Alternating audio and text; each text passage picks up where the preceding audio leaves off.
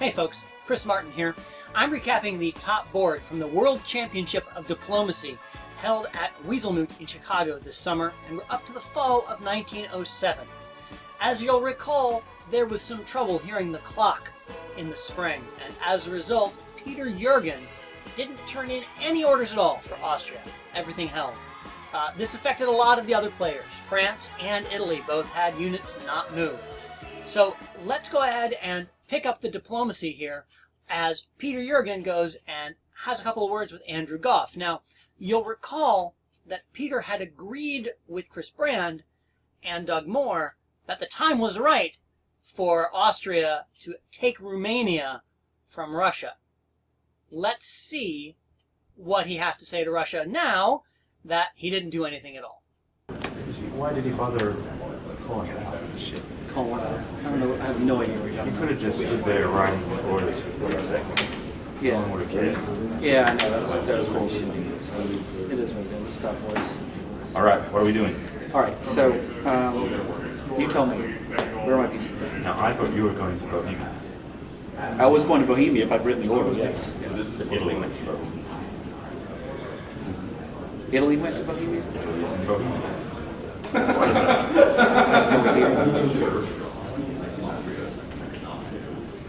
Okay. I think probably. Does he put 2 on Vienna then? Is that what he's doing? You should probably Support more. me to Bohemia. Cut Trieste from Budapest. Budapest. Yeah. Yeah. All right.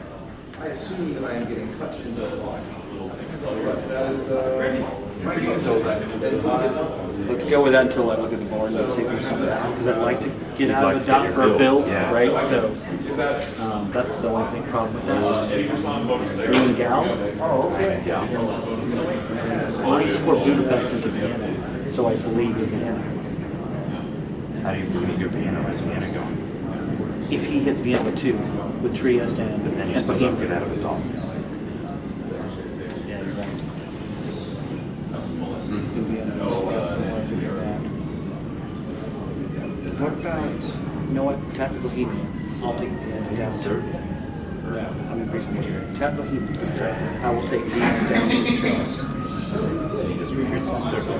No, I'll cover Serbia. I'll self-bounce. Okay, right? So what makes this clip interesting to me is that we know that Peter is feeding Andrew a line. He doesn't have any sincerity in what he's saying about working with Goff.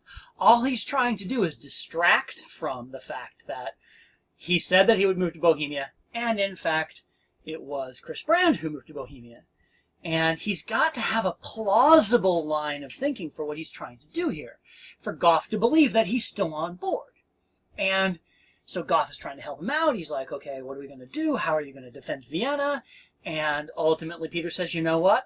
I'll take Trieste and I'll self-bounce in Serbia. And Andrew just kind of, at the end of the day, seems to be like, okay. He isn't real happy about it, but he's buying it. And, you know, the difference between the beginning of that clip where Peter's like, where are my units? I don't know. Oh, is Italy in Bohemia? And then the end, when Andrew asks him about Serbia, he says, no, I'm not in Serbia. I'm in Bulgaria and Greece. I mean, he knows exactly where his units are by the end of that conversation. That should be a red flag for Andrew, and for some reason he misses it. Peter slips this one past him. When the person that you're talking to has plans that don't really seem to make any sense and starts talking about stuff and making plans like, oh yeah, help me beleaguer Vienna. He's like, okay, you got to build in pocket. You need to get out of one of your home centers. How are you going to do that? What are you going to do? And it doesn't make sense? Well, that's a warning. You should take that to heart and think really hard about what that player is actually going to do, because it probably won't be good for you. Well, let's go ahead and continue on and look at some more negotiations here. Let's go to Chris Brand and Peter Jürgen and see what the plan is now, because Chris Brand has the hard ask for Peter again. Are you going to give me one of the dots as you get a dot? Let's take a look. Okay. Still together, so I guess it's not bad. I think I can. You need all. I think I'm only looking What are the orders? You've got to build in hand. I've got to build in hand. That's what I'm saying. I think I can give you a build as I do it. Go cover Constantinople, keep Constantinople. Yes. As well as do everything else. He said he was taking the Januaries. Okay. I don't have anything. Probably. Reason to lie. He thinks you got for your coordinate on him. So I offered him support just to see what he said. He said, no, I'm going to So take smear the con. He's you've got a position now.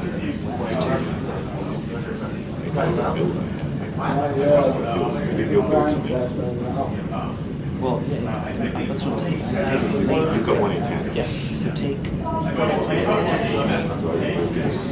take surgery. Take Trieste surgery. I'll take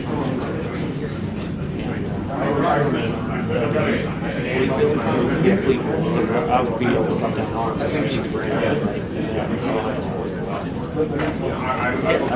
Because I'll get my one build, you'll get a build out. So this is either a really good setup by Peter, or he really is thinking about working with Chris for another year. Look at what he's asking and what's been set up. He's saying, okay, I'm going to go Budapest to Romania, and I'm going to support that from Bulgaria. And he doesn't talk about what's going to happen with Vienna, but he does have Chris agreeing to move Trieste to Serbia. Now, there are a dozen different ways that Peter could use this set of moves to stab Chris. Maybe the most obvious one would be having Budapest go to Romania, Vienna go to Trieste, and just let him walk into Serbia. Now, Peter takes Trieste, takes Romania, loses Serbia, has a build in pocket, builds Army Budapest, builds Army Vienna, and suddenly he's on 7. Chris Brand does pick up Serbia, but doesn't do him any good. He's losing Trieste. He stays even at 7. Now, what happens over here with France? We don't know. Peter might be thinking, if I do that, and I stab Chris, he's going to have to turn around and fight me, and then Nathan wins. But, because what other dot does Peter have to get after he's taken Trieste and Romania? Well, he gets Serbia, and that's 8. But is that going to be enough? He doesn't know. Well, none of us know. At this point, it's just a matter of what is Peter thinking? Because let's say that he goes ahead with this and works with Chris, and Chris goes to Serbia, he goes to Romania, and Peter puts down another army. What dot is he looking at getting now? Well, he's obviously looking at getting Serbia and Trieste back, and Chris Brand has to know that too. So it's a really interesting position. We're at the point in the game where you could have another 2 or 3 hours left before time is called, but you could only have another half hour, 45 minutes left before time is called. So players are starting to get a little anxious about what's the end state of the game going to be. If time is called in a surprising fashion and you're not ready for it, you're just about to make your move, you've blown your chance at winning the World Championship. On the other hand, if you move too soon, you peak too early, which might be what's happening to Nathan Barnes here in France, then you've done yourself no good either. Let's go ahead and take a look at the conversation next between Adam Silverman and Chris Brand, as Adam tries to persuade Chris that they have other problems besides Nathan Barnes that they need to be paying attention to. Don't come in for that. Don't go to Tiroli or whatever. Don't come in. It's a big problem because they're going to roll you as soon as that gets locked up. Okay? You can't build. What about, sir? When you're ready? Sorry, I thought you were finishing. Anything else to tell me? Yes. I'm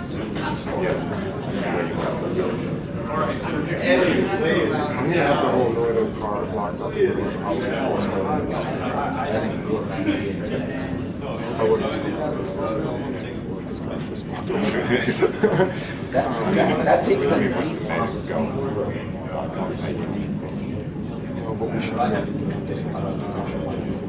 think it's just, I think they still because of things around but it. the critical thing is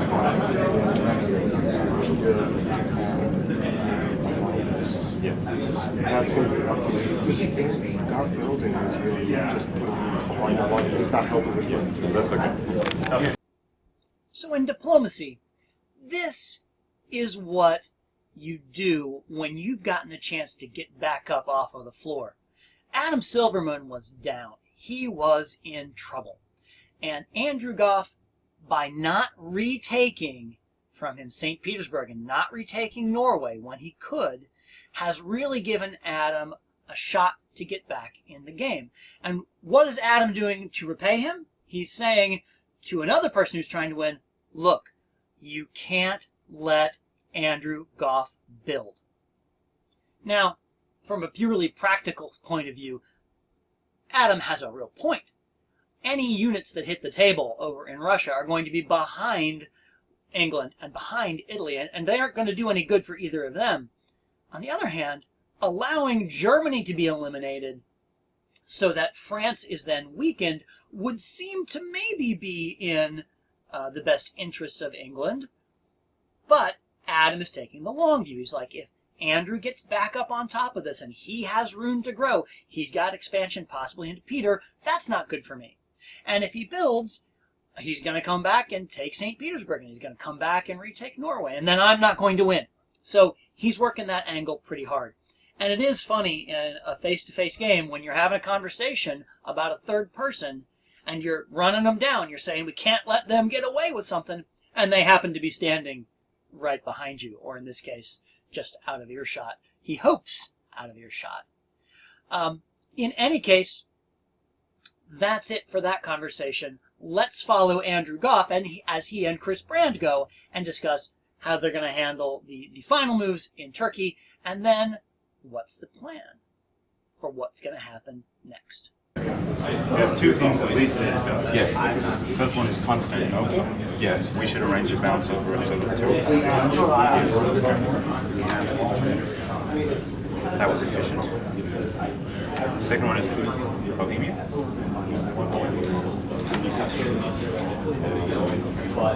Yes, yeah. That's not greatly. Oh, no, I don't want to. I think that was a miscommunication. If you could cut it off, that would be appreciated. Why would you say English, French. Marseille's Do you have anything for I think we can help you. That's kind of my planning, and then you'll be on 8. You'll be on 8. He's actually just pretty much defending. So he's worried about Bohemia, so he's supporting the intervention. Okay. The one thing that they both definitely agree on is that they want Dave Miletsky in Turkey to finally be eliminated, which is an odd choice for Chris Brand, except you recall that after his misorder, Dave Miletsky just said, fine, you know what, I was trying to support you, help you win, but I'm not going to do that anymore. So, they're getting him out. Now, this is the textbook definition of asking nicely. Andrew Goff needs Munich's support to be cut in order to take Berlin. Now, the only way that he can get that done is if Chris Brand agrees to do it. Now, why would Chris Brand agree to do that? How does that help Chris Brand? Well, we will put you into Munich next year. And you see that Andrew Goff is still on Peter's side here. He says to Chris Brand, oh, that was a miscommunication. Peter is just supporting himself to hold when, as far as you know, Peter is attacking Trieste and going to take it back. So he knows that, but at the same time, he's got to ask really nicely, could you please? It would be greatly appreciated if you could do that. He's angling for that, and as far as he can tell, as far as we look at it in the camera, it looks like Chris Brand agrees that he can do that, and that shouldn't be a problem. Which is interesting, because is that in Chris Brand's best interest? Is that what helps Italy to win this game? is having Russia build and Germany eliminated. This was another turn where the players all aggregated back at the table with about 2 minutes to go until the deadline. And maybe this time everybody was extra cautious about getting back after having missed in the spring. But in any case, I thought I would give you a sense of what's going on at the table and the energy that's around it and in the room. I did a little transcribing of some of it, but not all of it. I didn't tag all the players. Go ahead, check it out, and then we'll roll right on into the moves. 2 minutes to the deadline. If you're willing to do something, I want to make a gesture. That's how we have to do it. Yeah, I know. I'm saying, it's on the board. He's not going to go to Denmark. You just go back to there and back to there. Right? Yeah. That's right. There's zero chance he's going to be there. Zero chance you're going to Denmark. So, what? Zero chance. That's not what I said. I'm not going to See? Denmark. I told you. Zero chance. Zero chance. What other moves am I different Let me look. 100% not. Okay. I strangely think that these moves are in concert.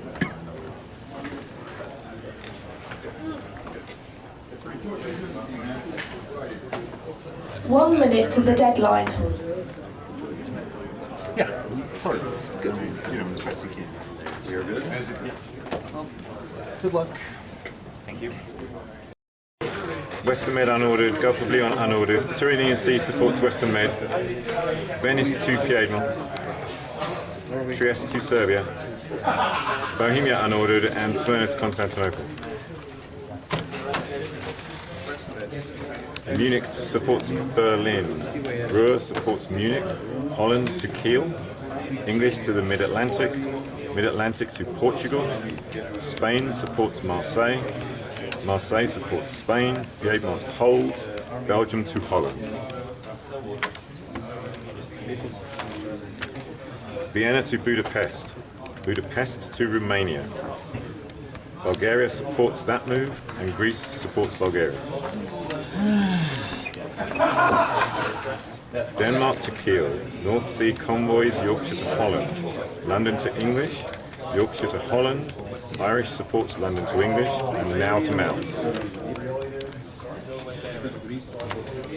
Silesia to Berlin, Baltic supports that move, Moscow to Livonia, Galicia to Bohemia, Ankara to Constantinople. Berlin supports, was that Ruhr to Kiel? Yeah. He didn't order that. No. Yeah, it doesn't. You cut it anyway. Aegean to Greece. Munich supported both.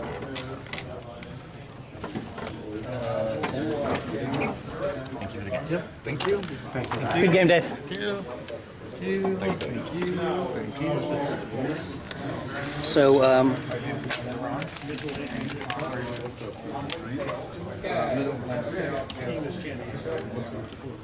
Galicia went to just the one retreat then?